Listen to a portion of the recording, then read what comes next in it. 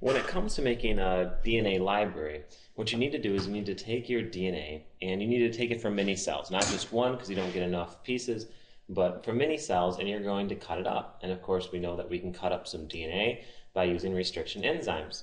And so what you're going to have is you're going to have all of these different fragments of DNA cut by the restriction enzymes, and you're going to get those fragments into many different plasmids at the same time. And so if we look over on the bottom right here, we can see that we're creating this clone library. This one has the red gene in it, this one has the yellow, and this one has kind of the off-white. And so we're putting all these different fragments and different plasmids into different bacteria. And so at the end, what you get is you get this stored collection of DNA fragments, and they're being stored by these bacteria cells, and they're creating your library. And then you have a petri dish has a collection of all these different DNA fragments from these different libraries. And so you basically have a resource to come back to. And so here's a little picture of what this might happen. So we first of all take the DNA from many cells of our organism and we cut them with restriction enzymes. And so we get all these little pieces all cut up. The second thing we're going to do is we're going to engineer our plasmid. We're going to put our gene of interest in there. We're also going to use a selectability marker and a screening system such as an antibiotic. Then we're going to insert our fragments into these plasmids, and we're going to clone the plasmids into the bacteria. And so in the end, we end up with these recombinant plasmids inserted in the bacteria. And again, we have different plasmids have different fragments, and so we have all these different colonies that are growing bacteria, and the bacteria contain plasmids that hold different genes. And so again, we have this whole collection, or this library, a plate of bacteria colonies that are storing and copying all the genes from an organism. Now, if you were to do this with a human, again, with a huge number of genes you would have, you'd basically fill in a walk-in freezer with petri dishes filled with all this DNA. But again, it's called a library because just like you go to a library and you can pull a book off the shelf, here you can go into your bacterial colonies, into your petri dishes, and pull a bacteria off that contains a certain gene of interest. Now you should be asking yourself, okay, so that's all well and good, but how in the world do I look at a whole bunch of petri dishes and know which gene of interest I want? And so that's a good question. Let's see if we can figure that out. So if we want to find our gene in your DNA library, it's not quite as simple as the public library these days where you go to the computer and you type in your book and then you go to the shelf. We need to have an alternate way to find it. Well, again, what has to happen, as we've seen a couple times now, is you need to know some of that gene sequence. If you said, I want this insulin gene, well, again, you're going to need to know part of that sequence. And so, what if you don't know the sequence of the DNA, but you know the sequence of the protein? Well, we could, of course, do our protein synthesis backwards and make some guesses, saying, oh, I have proline. That means I must have had blank as my mRNA, which means I must have had blank as my DNA. And again, it's not a perfect scenario because you have that wobble effect and you have that redundancy idea, but you could back translate from the protein to the DNA. Or maybe you don't know the protein sequence, but you said, okay, well, this other organism has a similar gene, and we know what that organism's gene is. We just don't know if it's the same sequence in a human.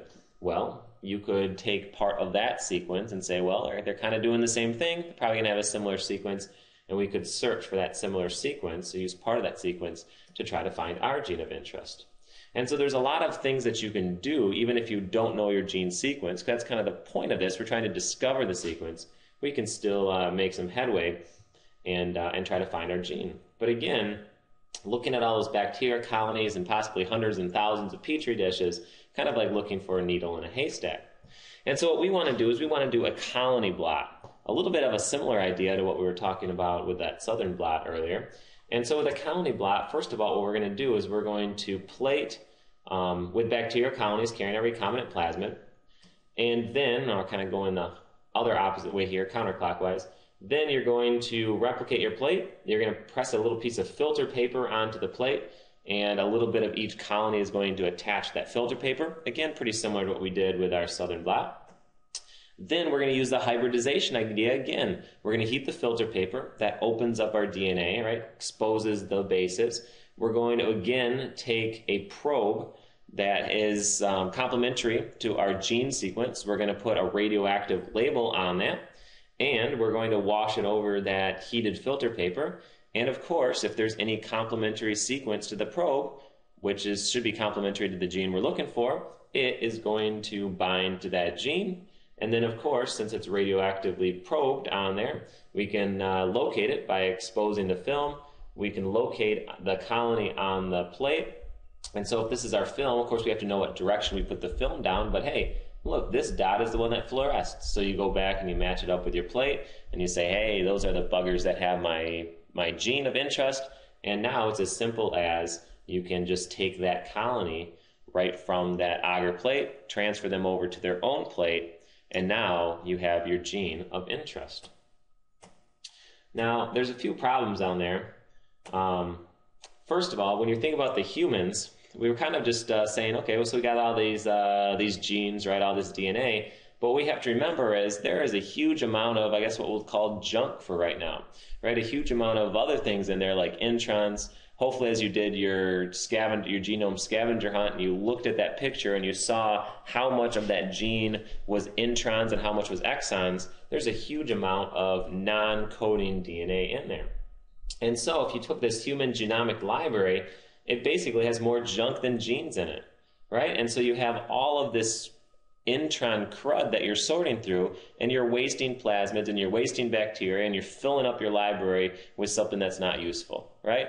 So it's basically like, think about a real library when every, 4 out of every 5 books you pull off the shelf are empty inside, or it just has scribble or gibberish in there, right? So that's not what we want. So is there something that we can do to kind of weed out this junk and only have the information that we really want? So can we clone a human gene? If you want to clone a human gene into bacteria, it brings up this point that you can't have introns, which is important here because do bacteria cells, do prokaryotes have introns? And of course the answer is no. So if you put introns into a bacteria cell, they can't express it either, right? We were talking about making recombinant plasmids several times, this unit. Well, if you put the full insulin gene into a bacteria, you will never produce insulin because it will not know how to cut out the introns. You need to put your basically a mature transcript in there, and that's something we haven't talked about. So how do we clean up this junk? Well, we got to make sure we don't start with the DNA because it has too much other stuff in it. But if we use that mature messenger RNA and you say, hey, this is that transcript that leads to the protein, well, that means if it's the mature transcript, it means all those introns were already cut out. So what we can do with that is say, okay, so we have this messenger RNA, but again, you can't just put messenger RNA into a plasmid, but once again, we can go backwards. We can use an enzyme called reverse transcriptase, which should ring a bell because it's from a virus, and we talked about viruses back at the beginning of chapter 11, including RNA viruses, HIV being an example of one. And so we can use this reverse transcriptase from a retrovirus, and it will take our messenger RNA transcript, and it will go backwards in reverse, right? And it will make our messenger RNA become DNA. And so then, now we have these DNAs, and now you can make a library with just this copied DNA. It's called cDNA libraries. It's a collection of only the coding sequences of expressed genes.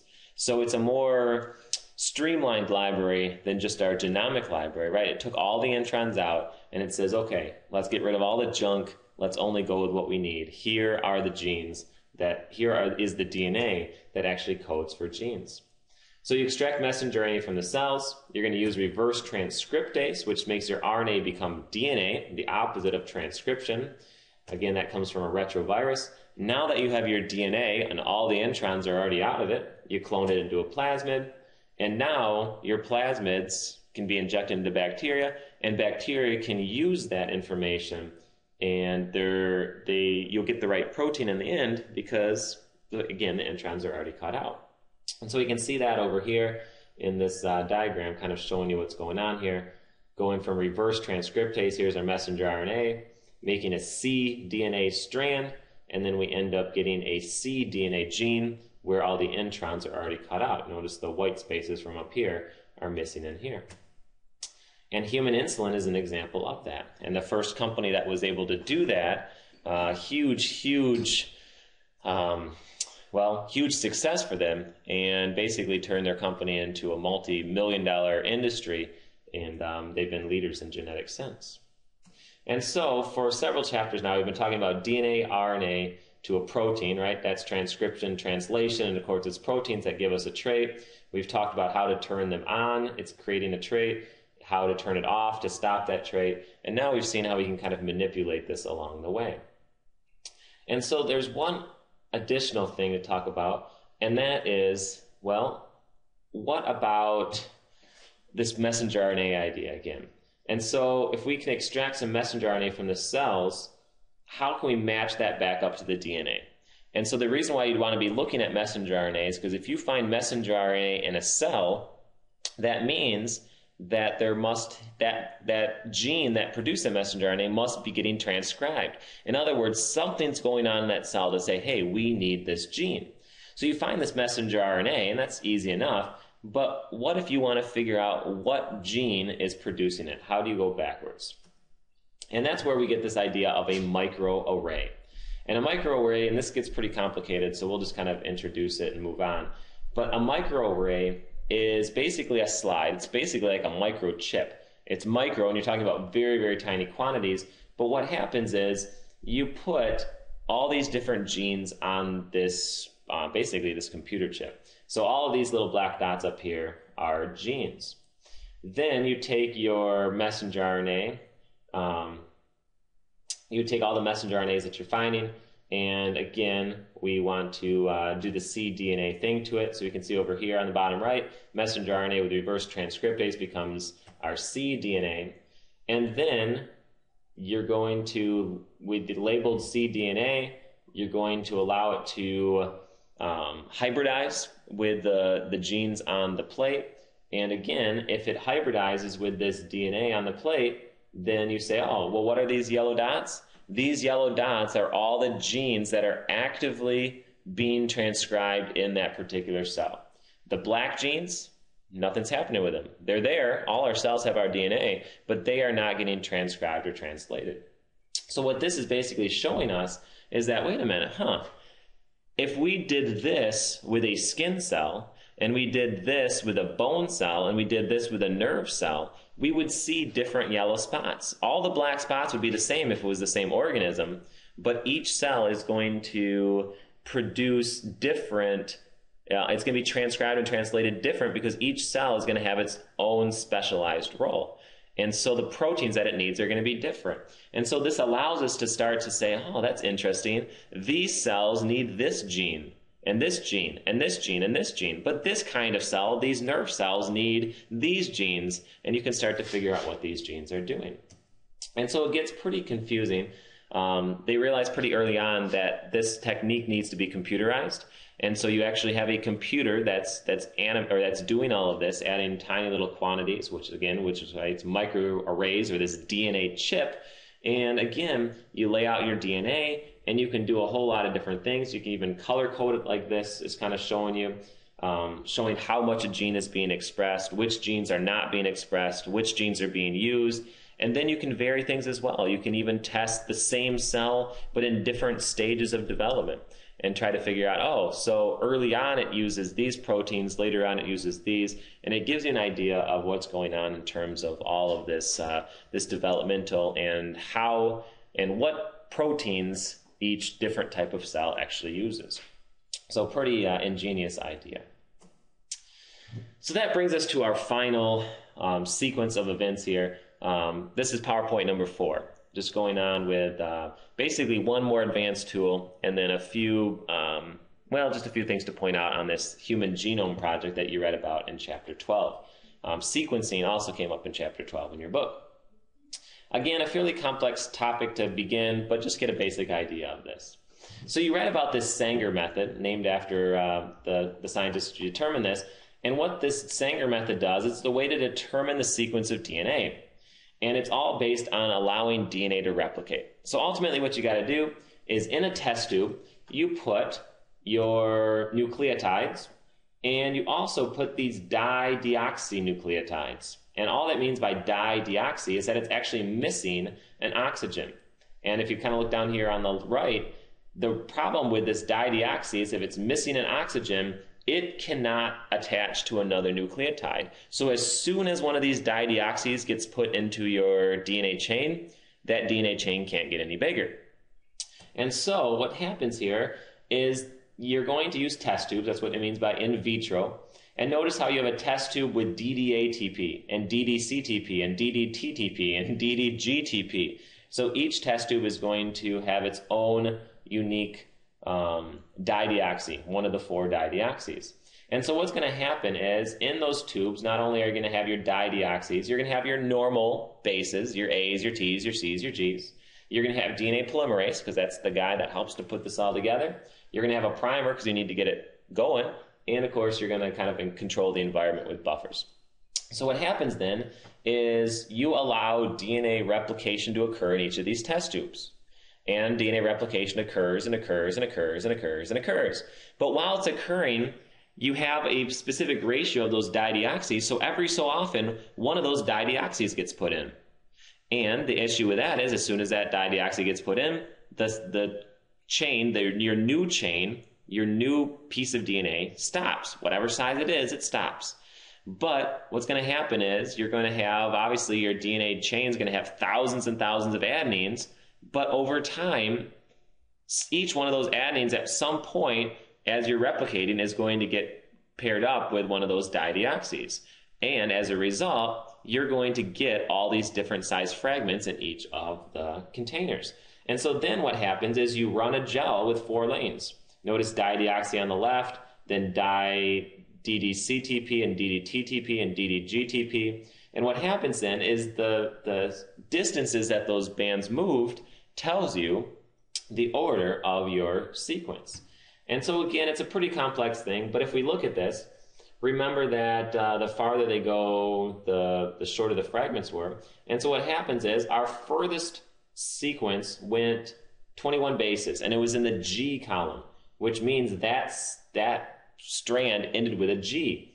Our next shortest one ended with an A, and then ended with a C, and then ended with a G, and then a C, and then a T, and then a G, and then a C, and then a G, and then an A. And so when we start to line up all of those sequences, all of those strands in order from smallest to biggest, based on what lane they're in, tells you what their last amino acid was, because these were those dideoxys that stopped the replication. Now, it's obviously confusing if you look at this big old gel right here, right? It's a lot of time-consuming work, but as long as you read those lanes really carefully, and you have to do it manually, you get your sequence of DNA. So a pretty ingenious idea by Fred Sanger, and it actually got him his second Nobel Prize in 1980, after already receiving a Nobel Prize in 1958 for discovering the structure of insulin.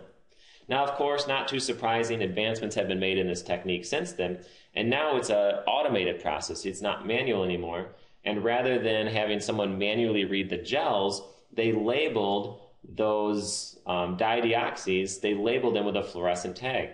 So each of those bases is a different color, and so now when you run it through, here's your unsequenced DNA, it pairs things up. Again, when it gets one of those dideoxys, it stops the chain, so you again get all these different fragments, but they are going to fluoresce at different colors. So now an automated reader, a computer, goes through it, and it picks up these different colors, and you can actually see these peaks over here. Yellow was A, and red was G, and blue was T, and green was C. And so it reads those lines just like this, and as you can see, it corresponds the peaks with a DNA, and it puts your DNA in order. And so now, much, much quicker process, and probably a more accurate process too, not having someone manually read those gels, and you can sequence your DNA. And so, what this has led to is, with all this technology and advancements and a lot of money in this field as well, and a lot of research, we've created some giant labs and a lot of joint work. If you can kind of see over here, the Joint Genome Institute, MIT, Washington University, Baylor College, the Sanger Center, right, named after Fred Sanger there, some private places as well. And so you get all of these companies working and creating these huge labs with just some very sophisticated machinery. Here you can see another sequencing thing there. All of this technology here. And what this all led to then was the Human Genome Project, a U.S. government project begun in 1990. It was predicted to be a 15-year process, so it was supposed to be done in about 2005. And what happened here was that they were going to try, the goal was to sequence the entire human genome, all 3.2 billion bases. And as they were doing this, well, Craig Venter from this genomics company over here challenged the government that he could do it faster and that he could do it cheaper. And so what this happened to do is it basically led to this race of the Human Genome Project to see who could actually carry this out. And again, Craig Venter was this private company kind of challenging the U.S. government. And so they used some different approaches. We're not going to get into this, these different methods, but very different approaches on how they were going to fragment them and sequence them. But on June 26, 2001, the Human Genome Project published the working draft of the DNA human sequence, a historic event. They had a blueprint of the human genome, which is a huge potential to both science and medicine now that we know all the genes. And if you notice that date, 2001, that's 4 years ahead of the projected or the goal plan, which anytime you're dealing with the U.S. government, there aren't too many times where the project actually gets accomplished 4 years early and under budget. But one of the reasons why that happened as well is as that project went on, technology increased, they found better and more efficient methods of doing this. There was that challenge from the private sector, and as a result of all of those, they were able to sequence this much, much faster. And so when we're looking at this human genome, this 3 gigabytes of data, right? You're talking about 3 billion base pairs. That's a lot of data to sort through, all these A's and T's and C's and G's, this 3.2 billion bases.